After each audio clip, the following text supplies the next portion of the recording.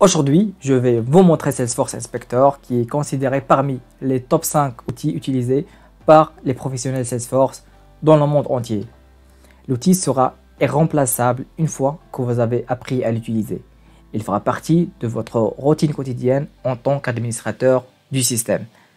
Parmi les top fonctionnalités, on trouve le fait de voir toutes les données liées à un enregistrement spécifique, exporter et importer des données depuis et vers Salesforce, et utiliser la fonctionnalité Log As qui permet de s'identifier en tant que n'importe quel utilisateur dans l'environnement en question.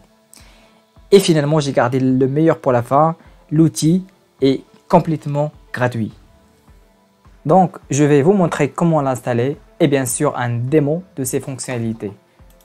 Pour l'installer, c'est très simple, je vais juste sur Google et écrire Salesforce Inspector. Et là, en fait, comme j'utilise l'explorateur Chrome, je vais installer l'extension qui sont liées à Chrome. Donc là, sur l'extension, premièrement, on voit déjà qu'il est bien noté avec 238 personnes. Et là, je vais juste cliquer sur Ajouter Chrome. Et là, c'est bon, on est bon. Et du coup, ici, sur l'environnement Salesforce, on peut remarquer qu'il y a une petite flèche ici, petite flèche à droite. Donc là, en fait, si on clique, on a bien en fait l'extension bien installée sur Salesforce.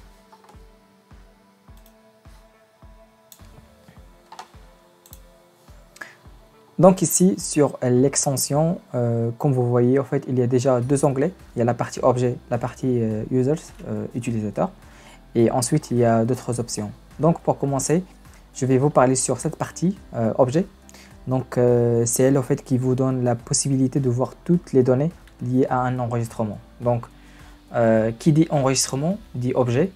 Donc là, je vais choisir par exemple Accounts et je vais aller par exemple consulter cet enregistrement.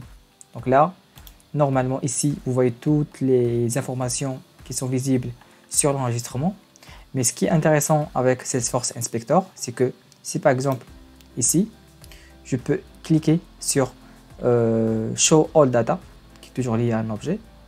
Et là, en fait, j'aurai la possibilité de voir toutes les données liées à cet enregistrement spécifique.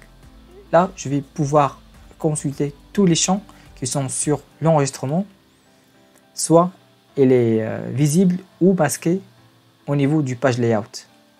Et là, vous pouvez voir aussi que j'ai tous les champs. Et je peux filtrer par rapport aux champs, par rapport aussi à la relation parent-fille. Donc on peut voir tout ça. Et aussi, sur la même interface, je peux modifier, supprimer, même dupliquer et exporter. Je peux même voir l'enregistrement sur Salesforce. Je peux modifier le page layout de cet objet. Ici, je peux accéder à la configuration, que ce soit sur Lightning ou classique. Ici, en fait, ce qui est intéressant, c'est que je peux, par exemple, modifier l'information. Par exemple, le fax. Je peux modifier, par exemple, le fax. Ici, à la limite de 8000, tu fais 7000. Et je clique sur Save. Et j'aurai l'information ici enregistrée. Donc, après avoir fait le tour sur la fonctionnalité Show All Data, et du coup, ici, en fait, il y a deux onglets. Normalement, on a utilisé la partie objet sur l'enregistrement. Et là, on va utiliser le deuxième qui est utilisateur, users. Donc là, en fait, vous renseignez en fait n'importe quel utilisateur dans l'environnement. Et là, il va le trouver. Et là, en fait, il va mentionner son nom. Ça, c'est l'alias, le profil. Et ici, en fait, le username. Donc après, si je clique, il va me donner en fait toutes les informations qui sont liées à cette personne-là. Ici, en fait, il y a deux boutons. Le premier qui est Details pour afficher tous les détails sur cet utilisateur. Et là, en fait, c'est pour utiliser la fonctionnalité Log As. Donc, si je clique sur Details, là, en fait, c'est pour aller directement sur la fiche de l'utilisateur qui est normalement aller sur la configuration. Après, c'est utilisateur. Après, je vais chercher le nom de l'utilisateur en question pour trouver cette page. Et là, en fait, c'est très utile d'aller directement. Parfois, on a besoin d'ajouter des permission sets ou bien de cocher des permissions ici. Par exemple, je sais pas, ça va être un marketing user ou bien un flow user. Bon, ça dépend en fait de ce qu'on voulait faire. Mais c'est très utile d'aller sur la fiche de l'utilisateur directement. Et là, en fait, on peut l'utiliser ici, la même chose. Donc, je vais me renseigner sur Alex Sanchez. Et là, je peux directement cliquer sur Try Log As.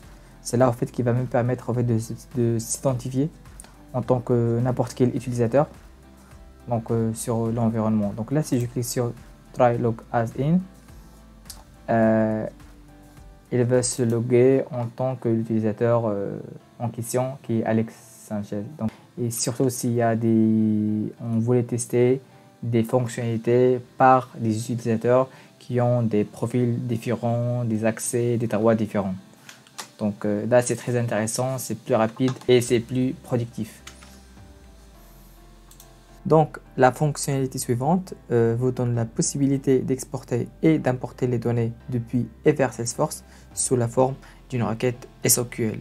Donc déjà on va commencer par la partie export. Comme vous voyez ici, on va juste cliquer sur le bouton Data Export.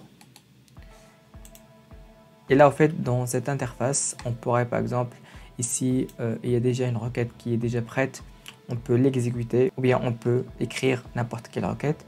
Et là, en fait, c'est la requête qui va nous permettre d'extraire, d'exporter tous les comptes de cet environnement et afficher l'ID, le name et le revenu annuel. Donc, sur cette requête, si je clique sur Export, là, en fait, on a le tableau avec tous les records. Ici, c'est l'ID, ça, c'est le nom et le revenu.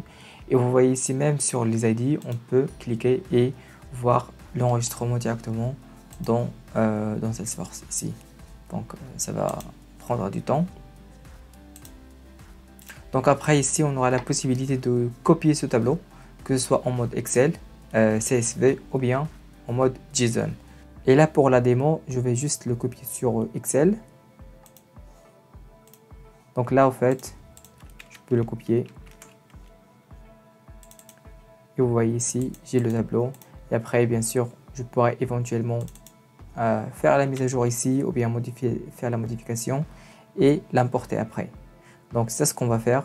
Ça veut dire ici on pourra utiliser, je reviens ici, le deuxième option, ça veut dire le data import. Donc si je clique sur le data import ici, en fait j'aurai la possibilité de voir toutes les opérations de l'import, que ce soit insert, update, upsert ou bien supprimer, delete. Et bien sûr je peux choisir éventuellement tous les objets, soit les objets standards ou bien même les tables techniques. Et là j'ai le choix entre l'Excel ou bien les CSV. Et là je pourrais bien éventuellement copier le tableau. Donc si par exemple sur cet exemple je veux par exemple modifier modifier ce compte, par exemple Gene Point, j'aimerais bien modifier le revenu annuel et à la place de 17 000, je vais faire 25 000. Et là, si je prends ce tableau, par exemple, je le copie et je le mets ici.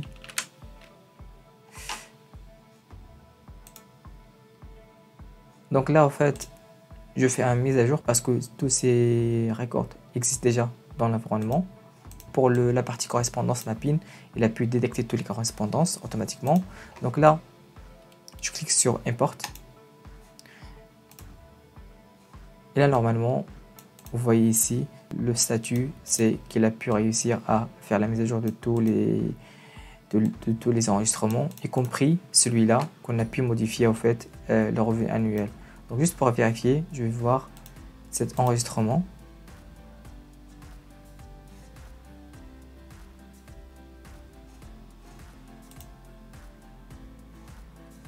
Donc vous voyez ici en fait le revenu annuel il est devenu 250 000. En fait c'est le nombre que j'ai mis. Donc voilà, en fait c'est un résumé très rapide des fonctionnalités data export et data import. Ça peut remplacer même le data loader ou bien le data import wizard. Donc sur les deux options. Et après bien sûr, si on clique sur Org Limit, il vous donne en fait les limites de l'environnement sur tous les données.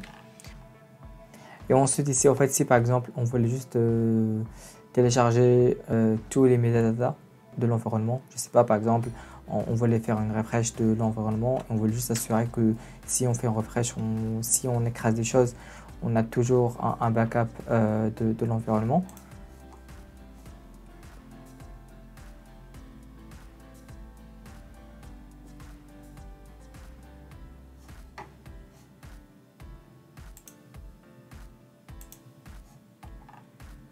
Bien sûr, ici, c'est juste pour aller directement à la configuration sans aller directement ici et cliquer ici. C'est juste un petit raccourci en fait de setup de la menu configuration. On peut le voir ici. Donc voilà, ici c'est le résumé de Salesforce Inspector. Je vous laisse voir tout ça à tête reposée, c'est de voir toutes ces fonctionnalités. C'est vraiment très important, très intéressant. Ça devient plus, comme j'ai dit au début, c'est irremplaçable, essentiel à la vie quotidienne des professionnels sur Salesforce. Merci pour votre attention. Je vous laisse, pour encourager la page, je vous laisse s'abonner, cliquer sur le bouton j'aime ou bien partager, commenter le contenu. Et bien sûr, n'hésitez pas à partager le contenu avec vos collègues ou bien sur la communauté Salesforce. Merci beaucoup et à bientôt.